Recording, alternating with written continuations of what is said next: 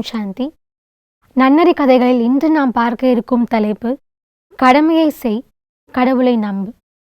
நாம் நிறைய இடத்திற்கு செல்ல வேண்டியது உள்ளது.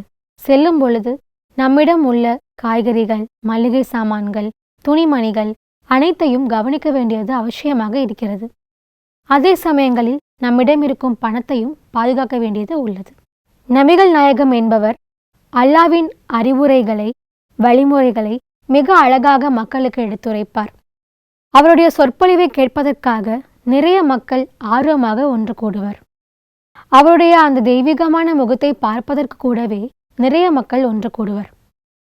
ஒரு நாள் அவருடைய சொற்பொழிவு ஒரு இடத்தில் நடப்பதாக இருந்தது. அதனை கேள்விப்பட்ட அவருடைய அன்பர் ஒருவர் தன்னுடைய ஒட்டகத்தில் ஏறி அந்த இடத்தை வந்து அடைந்தார். சொற்பொழிவு ஆரம்பித்தது. ஆர்வமுடன் அனைவரும் கேட்க ஆரம்பித்தனர். சொற்பொழிவு முடிந்த பிறகு அனைவரும் கிளம்பிவிட்டனர். இவரும் தன்னுடைய ஒட்டகத்தை தேடினார். ஆனால் கண்ணு கெட்டும் வரை அந்த ஒட்டகம் அவருக்கு தென்படவே இல்லை. அவருக்கு ஒரே வருத்தம். நாம் இறைவனின் சொற்பொழிவுதானே கேட்க வந்தோம், இந்த இடத்தில் நமக்கு இப்படி ஒரு சோதனையா என்று வருத்தப்பட்டார். அவருடைய அந்த வருத்தமான அழுகுரலை கேட்டு நபிகள் நாயகம் அந்த இடத்திற்கு வந்தார். அவரிடம் அந்த அன்பர் கேட்டார், நான் உங்களுடைய சொற்பொழிவை கேட்கத்தானே வந்தேன், எனக்கு இதுதான் தண்டனையா என்று கேட்டார்.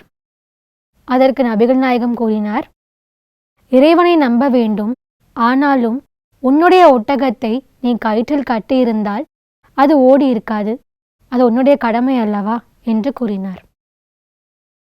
என்ன தெரிந்து கொண்டோம் என்றால், நம்முடைய நாம் சரியாக செய்ய வேண்டும்.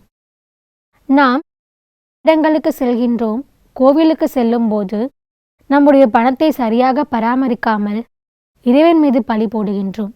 நாம் தீர்த்த ஸ்தலங்களுக்கு செல்லும் பொழுது வாகனத்தை கவனமாக ஓட்டாமல் விபத்துக்களை ஏற்படுத்தி இறைவன் மீது பழியை சுமத்துகின்றோம். அதனால் நம்முடைய தவறுகளுக்கு நாம் தான் காரணமாக இருக்கின்றோம். நம்முடைய தவறுக்கு ஒரு பொழுதும் இறைவன் காரணமாக இருக்க மாட்டார். எனவே நாம் செய்யும் அனைத்து காரியங்களிலும் நம்முடைய பங்கும் இருக்கிறது என்பதை நாம் மறக்கக்கூடாது. இன்னொரு கதையுடன் உங்களை சந்திக்கின்றேன். நன்றி, வணக்கம், ஓம் சாந்தி.